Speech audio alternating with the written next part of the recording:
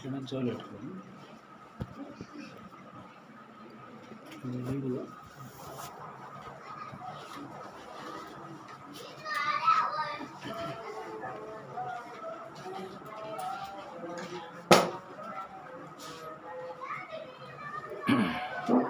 ప్రియులారా, ఈ రాత్రి దేవుడు మనకిచ్చిన ఈ చక్కని అవకాశాన్ని బట్టి మన ప్రభు అయిన యేసుక్రీస్తు నామము ద్వారా తండ్రి అయిన దేవునికి అనంతమైన మహిమ, ఘనత, ప్రభావములు కలుగునుగాక. ఆమేన్. చేరవచ్చినటువంటి ప్రియ సహోదర సహోదరులందరికీ, గ్రామస్తులందరికీ ప్రభు అయిన యేసుక్రీస్తు నామములో హృదయపూర్వకంగా అందరికీ వందనాలు తెలియజేస్తూ ఉన్నారు. మంచిది. ఈ రాత్రి దేవుని యొక్క మహాకృప ద్వారా మరి దేవుని వాక్యాన్ని మనము ధ్యానం చేసేటువంటి యొక్క భాగ్యము దేవుడు మనకు అనుగ్రహించాడు. అలాంటి సమయంలో మనం ఉన్నాం, అలాంటి యొక్క సందర్భంలో మనం ఉన్నాం. అట్టి యొక్క సందేశాన్ని మనము చదువుకుందాం. వాక్య భాగములో నుండి యోహాను సువార్త 15వ అధ్యాయం చదువుకుందాం. యోహాను సువార్త 15వ అధ్యాయం.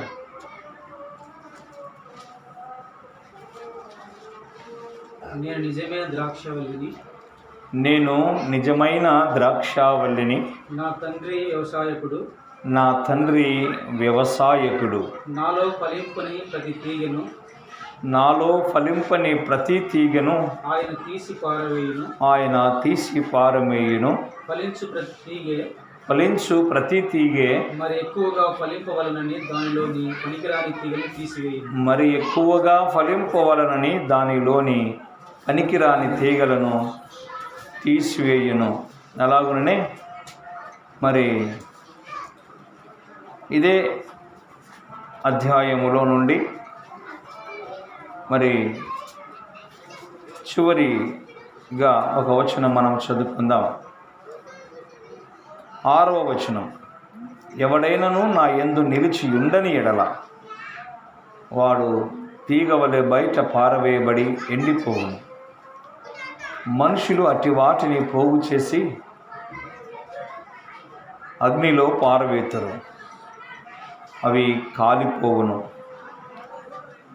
ఈ రాత్రి ప్రభునందు ప్రియులారా, దేవదేవుని గురించినటువంటి యొక్క మాటలు, ఈ మాటలను గురించి ఒక్కొక్కరు ఒక రకంగా చెప్పారు. కొందరు భక్తులు జుంటు తేనె ధారల కంటే మధురమైనవి అని ఈ మాటలను ఆ రుచి చూసిన వారు చెప్పారు. ఇప్పుడు తేనె చాలా రుచిగా ఉంటుందని ముసలి వాళ్ళు చెప్పగలుగుతారు. ఎందుకంటే వారు తేనెను నాలుక మీద వేసుకొని రుచి చూసి తిని ఉంటారు కనుక. ఇప్పుడు పుట్టినటువంటి యొక్క పిల్లలు చిన్నగా పెరిగి పెద్దవారై ఒక జ్ఞానకు సంబంధమైనటువంటి యొక్క వయసు వచ్చినప్పుడు అదే ముసలామె ఆ పాపతో తేనె చాలా తీయగా ఉంటుంది, చాలా మధురంగా ఉంటుంది అని ఆ మాట చెప్పినప్పుడు ఆ పాప లేదా బాబా ఏమనుకుంటాడు అంటే, నేను తినే చాక్లెట్ కంటే ఏం తీయగా ఉండదులే అని అనుకుంటారు. ఎందుకంటే రుచి చూడండి, వాళ్ళకు తెలియదు. వాళ్ళకు తెలిసిందల్లా ఏ రుచి మాత్రము? చాక్లెట్ యొక్క రుచి మాత్రమే. అలాగనే రుచి చూసిన వారు తేనె కంటే మధురమైనటువంటి మాటలు అన్నారు, జుంటు తేనె ధారల కంటే మధురమైనవి అన్నారు. ఆయన మాటలు క్రొవ్వు మెదడు దొరికినంత అది రుచి అయినటువంటి మాటలు అన్నారు.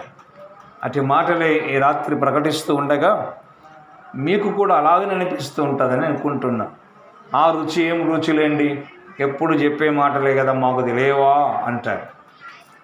కానీ రుచించినటువంటి యొక్క మేము ఇవి రుచి అని, ఆ రుచిని మీరు కూడా పొందాలని ప్రేమతో పిలుస్తూ ఈ మాటలు దేవుడు మాకు ఆజ్ఞాపించినటువంటి యొక్క ఆజ్ఞకు లోబడి ఈ మాటలు తెలియపరుస్తూ ఉండగా దయచేసి ఈ రుచి అయినటువంటి మాటలు మీరు రుచి చూస్తారని ప్రేమతో మనవి చేస్తూ ఉన్నాను. ఇక్కడ రెండు సంగతులు మనకు కనబడ్డాయి. నేను నిజమైన ద్రాక్షావల్లిని, నా తండ్రి వ్యవసాయకుడు అని అన్నాడు.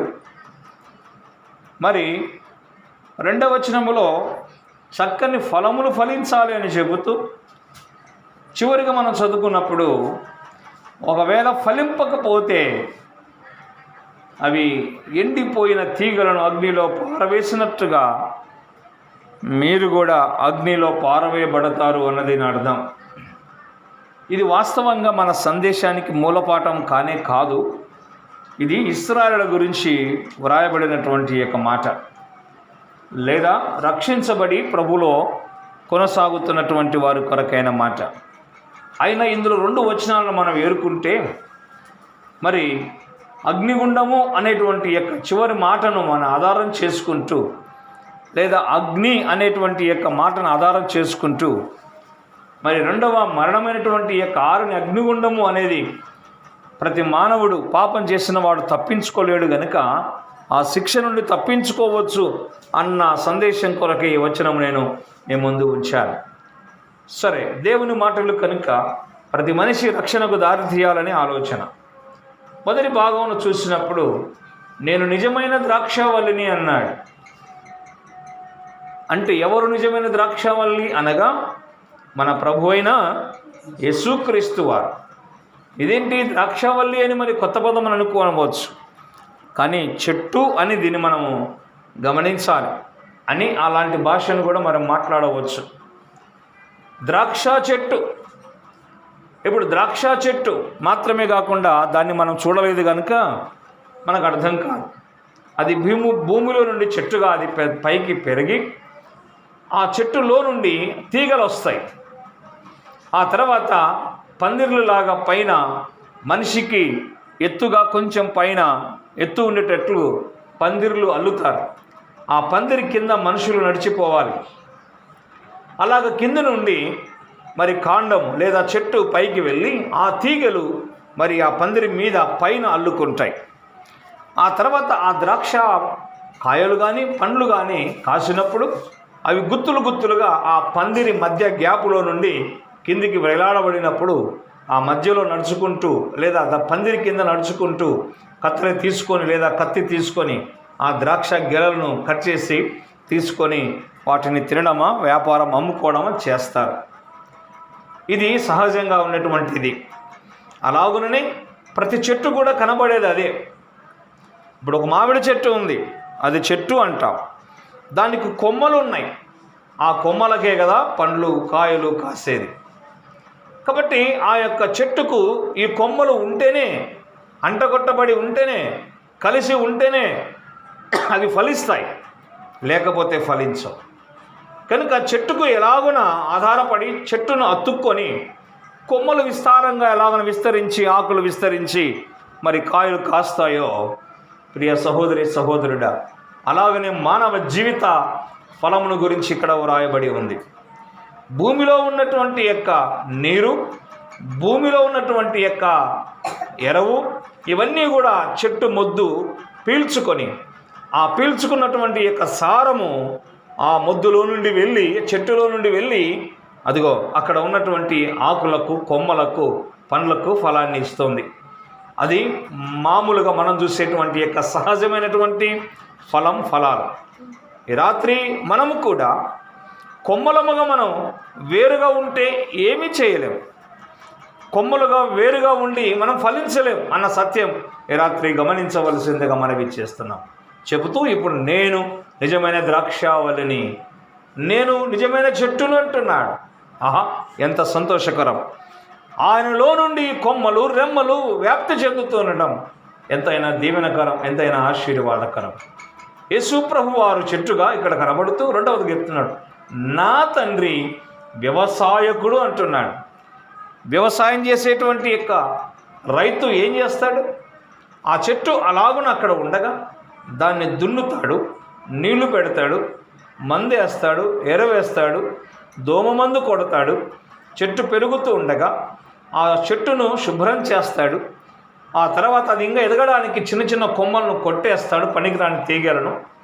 ఆ తర్వాత చెట్టు ఎదిగిన తర్వాత కాయలు కాసి ఆ ఫలాలు కాసినప్పుడు ఆ ఫలాలను తండ్రి తీసుకుంటాడు.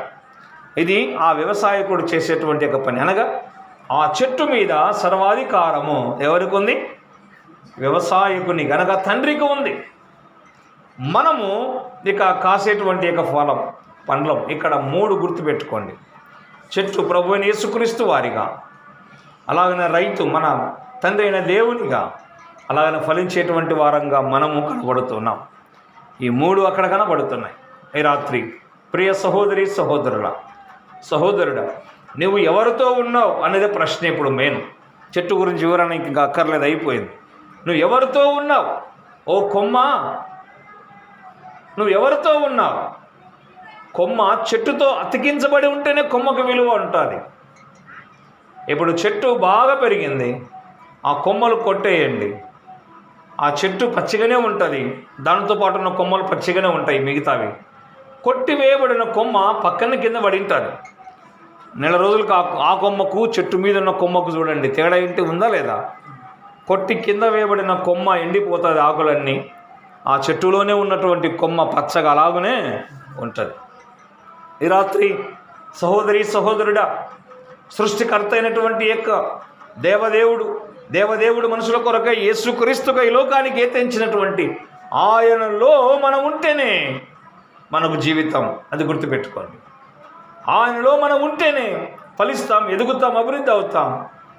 అలాగుననే ప్రియ సహోదరుడా, ఆ పండినటువంటి యొక్క పండ్లు కానివ్వండి, ఆ పండినటువంటి యొక్క ఫలము కానివ్వండి, కూర్చుకొని అవన్నీ కూడా సమకూర్చుకొని అదండి, అవన్నీ కూడా రైతు ఎక్కడ తీసుకుపోతాడు? అవన్నీ కూడా ఆ పంటను తీసుకొని వెళ్ళి గోదాములో ఉంచుతాడు. అనగా ఒక రూములో భద్రపరుస్తాడు, ఒక భద్రమైన స్థలములో ఉంచుతాడు. అవి పనికొస్తాయి కనుక. ఉదాహరణకు మనము వరి పొలాల్లో మనం చూస్తాం. వరి పంట కోసినప్పుడు, మరి ఒడ్లు కొట్టినప్పుడు అవన్నీ కూడా మరి సమకూర్చబడిన తర్వాత తొక్కించడం కూడా అంటారు. తొక్కించబడిన తర్వాత ఆ ఒడ్లన్నీ దగ్గరికి తీసుకొని తూర్పు ఆరబడతారు కదండి. తూర్పు ఆరబడినప్పుడు గట్టి గింజలన్నీ కూడా మరి కిందికి వస్తాయి నేరుగా చాటలో నుండి. పొట్టంతా కూడా గాలికి కొట్టుకొని అంత దూరం వెళ్ళిపోతుంది. ఆ పొట్టును తీసుకుని వెళ్ళి అగ్నిలో పడేస్తారు. గట్టిని తీసుకుని వెళ్ళి ఎక్కడ కూరుస్తారు? గృహములో, ఇంట్లో కూరుస్తారు, అనగా భద్రపరుస్తారు. అలాగనే మానవుని జీవితం కూడా గట్టి జీవితం కలిగి మనం జీవిస్తే సమకూర్చబడి పరలోకం అనేటువంటి ఇక గదిలో భద్రపరచబడతాం. పొట్టు వలె గాలికి ఎగిరి ఎక్కడో పడిపోతే ఆ పొట్టును సమకూర్చి అగ్నిగుండములో పడవేసినట్టుగా సహోదరుడా, అగ్నిగుండములో మనం కాలవలసిన వారమైనాం. పొట్టు జీవితం, గట్టి జీవితం ఏంటి? ఒట్టి జీవితం, గట్టి జీవితం ఏమిటి? ఈ రాత్రి మనం అర్థం చేసుకోవాలి. అదే చెప్పడానికి నేను ప్రయత్నం చేస్తున్నాను. ప్రబంధించే మాటలు మీకు తెలియపరుస్తున్నాను. గట్టి జీవితం దేవునిలో ఉండడం, గట్టి జీవితం చెట్టులో ఉండడం అనేది ప్రాముఖ్యమైంది. ఎండిపోయిన ఒట్టి జీవితం, పొట్టు జీవితం దేవునికి వేరైనటువంటి ఏక జీవితం. ఈ రాత్రి నువ్వు ఎవరితో ఉన్నావో ఆలోచించుకో. మానవుడు ఉంటే రెండు వారితో ఉంటాడు. ఒకటి దేవునితోనైనా ఉండాలి, రెండవదిగా దయ్యం అంటే సాతానుతోనైనా ఉంటాడు. నేను రెండింటిలో ఎవరితో లేనయ్యా అంటే అది మోసమే. దేవునితో లేడా వాడు సాతానుతో ఉన్నట్లే, సాతానుతో లేడా దేవునితో ఉన్నట్లే. ఈ రాత్రి ప్రకటించి మేము కూడా ఒకప్పుడు సాతానులో ఉండి సాతానుతో తిరిగి వాడు చేయమన్న పని చేసి త్రాగమన్న త్రాగుడు తాగి ఆడమన్న ఆట ఆడి విచ్చలవిడిగా బ్రతికాము, జీవించాం. ప్రియ సహోదరుల, వాడితో ఉన్నాం. ఇలాగను స్వార్థ చెప్పబడినప్పుడు జీవితాలు మార్చబడి వానికి వీపిచ్చి తండ్రి అయిన దేవుని దగ్గరికి వచ్చి పాపాలు ఒప్పుకొని మారుమనసు పొందాం. ఆయనతో చేర్చబడ్డాం, ఆయనలో ఉన్నాం. ఇక ప్రభు వచ్చినా ఈ లోకంలో మరణం వచ్చినా మేము వెళ్ళేటువంటి యొక్క స్థలం ఏంటంటే అదిగో గోదాము కంటే మించిన భద్రమైన స్థలం, అదే పరలోక మహాభాగ్యం. మరి నీ పరిస్థితి ఏంటి? ఎవరితో ఉంటున్నావు? అయ్యా లేదయ్యా నేను సాతానుతో లేను అని నేను అనుకుంటున్నావా? వినండి ప్రియులారా, సాతాను కార్యాలు చేసేవాడు సాతానుతో ఉన్నట్లు. ఏంటి సాతాను కార్యం? వానికి పేరు ఇవ్వబడింది మొట్టమొదటిగా, వాడు అబద్ధానికి జనకుడు, అబద్ధమాడు వాడు అపవాది అని వ్రాయబడింది. కాబట్టి ప్రారంభంలో చూస్తే సాతాను పని అదే, అబద్ధము జరిగించేవాడు సాతాను పని. సాతాను క్రియలేంటి? మన జీవితాన్ని పాడు చేసే క్రియలు. దేవుడిచ్చిన దేహాన్ని సర్వనాశనం చేసుకోవడం పాపము ద్వారా. ప్రియ సహోదరి సహోదరులారా, మన జీవితాన్ని పాడు చేసుకున్నటువంటి పరిస్థితి అదే కదా. మార్కు సువార్త ఒకసారి తీయండి, 7వ అధ్యాయం 22వ వచనంలో మనల్ని అపవిత్రపరిచేది, మనల్ని పాడు చేసేటువంటి యొక్క లక్షణాలు అందులో కనబడుతున్నాయి. మార్కు సువార్త 7వ అధ్యాయము 22వ వచనం, 7వ అధ్యాయం 22వ వచనంలో ఇలాగున రాయబడింది. 21 నుంచి మనం 20 నుంచి చదువుదాం. మనుషుని లోపల నుండి బయలు వెళ్ళినది మనుషుని అపవిత్రపరచును. లోపల నుండి అనగా మనుషుల హృదయములో నుండి దురాలోచనలు, జారత్వములు, దొంగతనములు, నరహత్యలు, వ్యభిచారములు, లోభములు, చెడుతనములు, కృత్రిమము, కామవికారము, మత్సరము, దేవదూషణ, అహంభావము, అవివేకమును వచ్చును. ఈ చెడ్డవన్నీ లోపల నుండి బయలు వెళ్ళి మనుషుని అపవిత్రపరచునని ఆయన చెప్పాను. ఈ చెడ్డవన్నీ కూడా మానవుని ఏం చేస్తాయి? చెడగొడతాయి, అంతే. ఇది గట్టిలేని జీవితం, ఇది పొట్టుగలిగిన జీవితం, ఇది ఎండిపోయిన జీవితం. ఎండిపోయిన జీవితం దేనికి సిద్ధంగా ఉందో తెలుసా? ఎండిపోయిన పుల్లలు అలాగనే పొట్టు దేని కొరకు సిద్ధపరుస్తారో తెలుసా? కాల్చుకోవడానికి ఇష్టపడతారండి, సిద్ధపరుస్తారు. ఈ రాత్రి ప్రియ సహోదరి సహోదరుడా, దేవునితో లేని జీవితం, సాతానుతో ఉన్న జీవితం, ఇదిగో ఆరని అగ్ని కొరకు నీవు సిద్ధపరచబడబోతున్నావు. వాస్తవంగా అగ్నిగుండం మానవుల కొరకు నిర్మించబడలేదు, కానీ దుష్టుని వాని దూతల కొరకే కేటాయించబడిన స్థలం.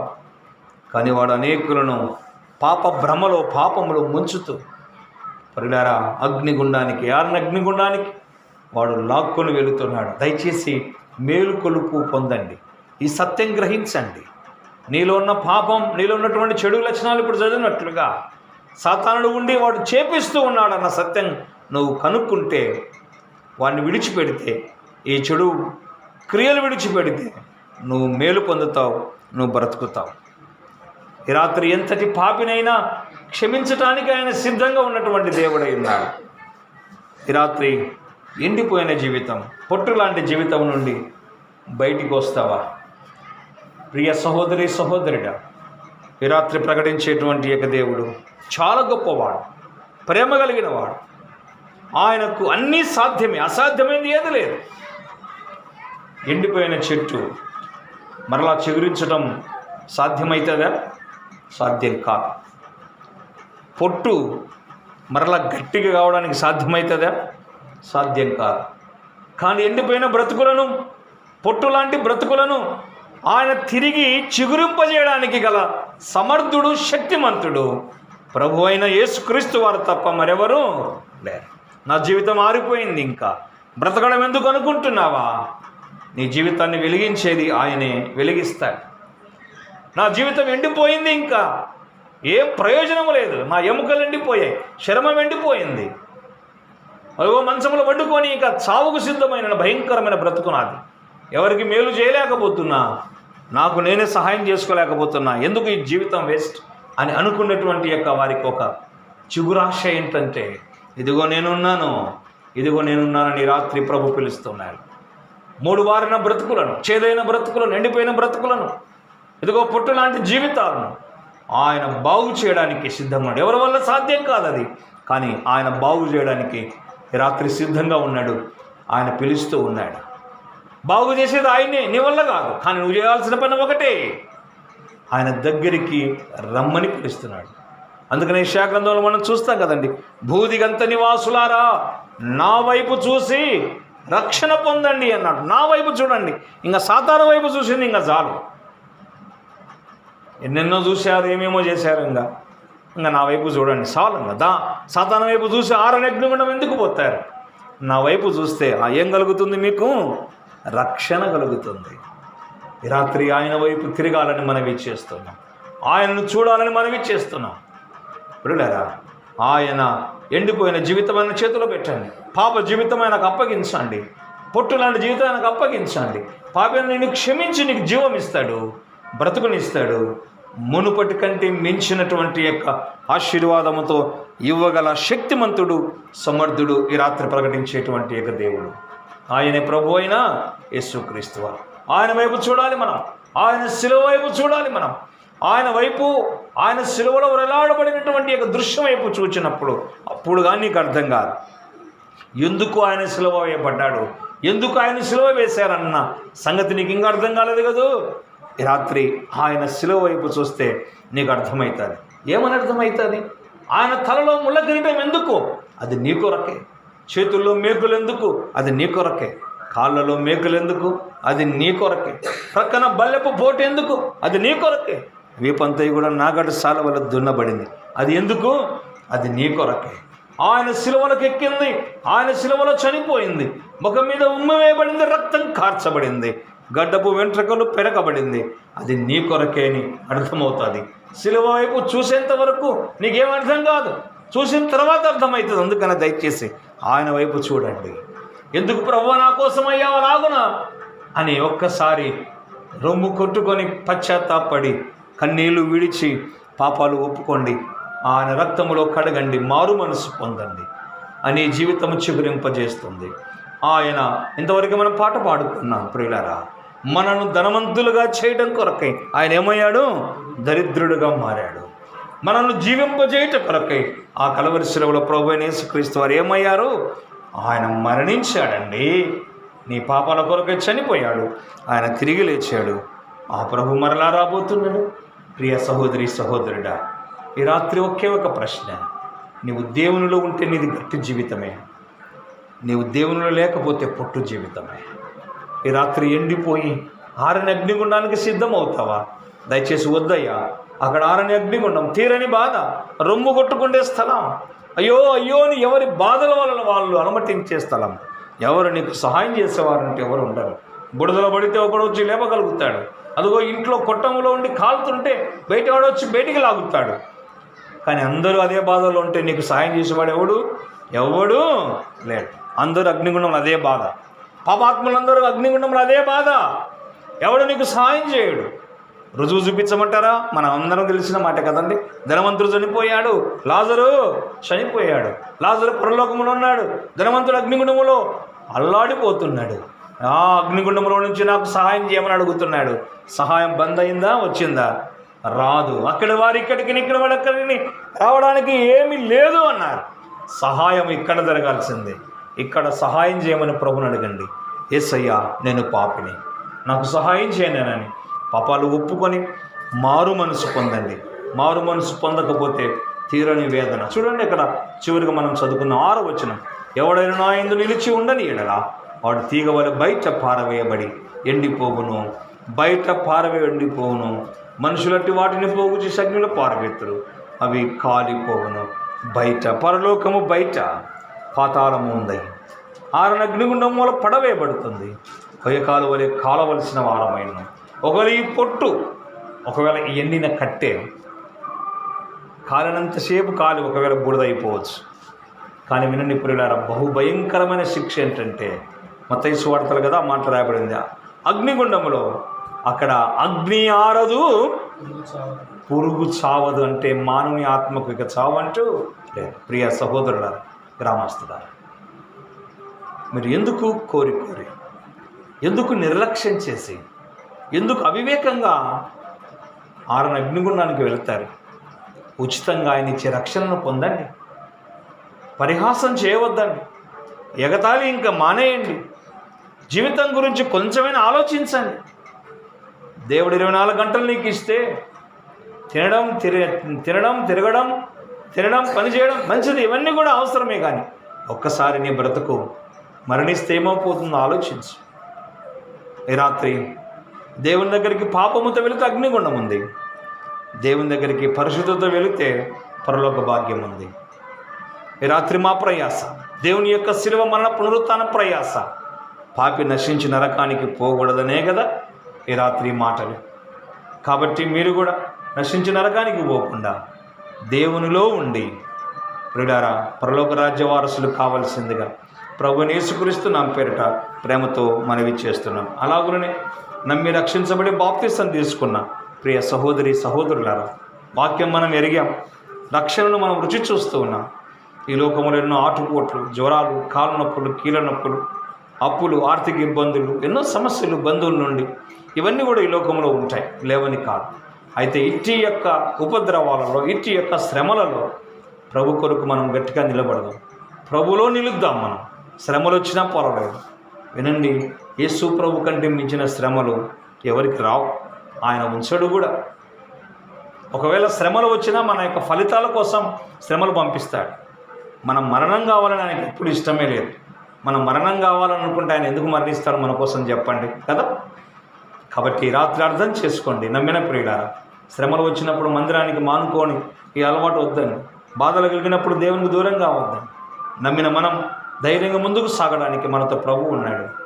ప్రియులారా, శ్రమలు లేకపోయినా మనం ఎవరితో అంటగట్టబడి మనం బ్రతుకుదాం, క్రీస్తులో మనం జీవిద్దాం, మంచి ఆత్మ సంబంధమైన ఫలాలు ఫలిద్దాం, ఆత్మ సంబంధమైనటువంటి యొక్క ఫలాలు ఫలించి ప్రభువుకు సంతోషంగా జీవిద్దాం. మనం ఎదురు చూడబోయే పరలోక రాజ్యం ఎంతో దూరం లేదండి, ఇంకా దగ్గరలో ఉంది. మన వయసు కూడా దగ్గర అవుతుంది కదండి, మన వయసు దగ్గర పడుతుంది, దేవుని రాకడ కూడా దగ్గర అవుతుంది. ఆ పరలోకాన్ని ఎంత దూరమో లేదంగా చూడడానికి, త్వరగానే మనం చూడబోతాం. కాబట్టి అటు నిరీక్షణ కలిగి ఈ లోకములో పాపములో బలహీనతలు పడిపోకుండా జాగ్రత్త కలిగి ప్రతి ఆదివారం ప్రభు సన్నిధిలో వచ్చి ప్రభును స్తుతిస్తూ ఆరాధిస్తూ పరిశుద్ధతను పోగొట్టుకొనకుండా, విడిచిపెట్టకుండా, నీతిని విడిచిపెట్టకుండా, భక్తిని విడిచిపెట్టకుండా మనము జీవిద్దాం. అట్టి కృప పరిశుద్ధాత్మ దేవుడు చేరవచ్చిన వారందరికీ సహాయం చేసి దీవించి ఆశీర్వదించునుగాక. ఆమేన్. ప్రళవంచండి, ప్రార్థన చేసుకుందాం. మహోన్నతుడు మా ప్రియ ప్రళవ తండ్రి, పరిశుద్ధుడా పరిశుద్ధుడా పరిశుద్ధుడా స్తోత్ర.